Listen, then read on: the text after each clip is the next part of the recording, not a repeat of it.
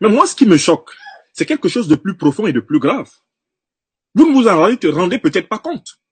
Il y a quelque chose de choquant. Quelqu'un qui vient de subir des opérations cardiaques, comme le Premier ministre Amadou Gon, le prendre et le remettre dans le chaudron de la politique en Côte d'Ivoire. Le prendre et le remettre dans le chaudron de la candidature à laquelle on l'a mis uniquement parce qu'on compte truquer l'élection en octobre en l'utilisant. N'est-ce pas d'une certaine façon l'exposer à un nouvel accident? Je recommence ma question.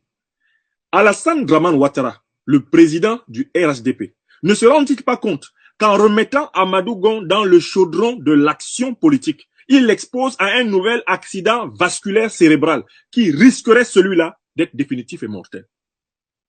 Vous avez quelqu'un qui est un malade cardiaque grave, un malade cardiaque chronique. Vous avez décidé d'en faire votre candidat. Il a fait une chute, il a fait une rechute. Les médecins ont réussi, grâce à Dieu, grâce à la bénédiction de Dieu, à le bricoler, à le tarabistouiller, à le réparer, à le remettre dans une forme relativement brinque-ballante. Les médecins l'ont remis à peu près debout, bien que nous voyons très bien qu'il marche en point-virgule. Et vous, Alassane Ouattara, président du RHDP, vous le prenez et le premier geste que vous avez, c'est de le jeter à nouveau dans l'arène politique et de le laisser s'exposer à dire des choses qui déclenchent la critique de l'opposition.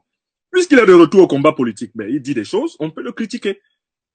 Est-ce que, comme on dit à Abidjan, Amadou Gon Coulibaly que j'ai vu là, il a cœur pour supporter l'adversité politique qui arrive?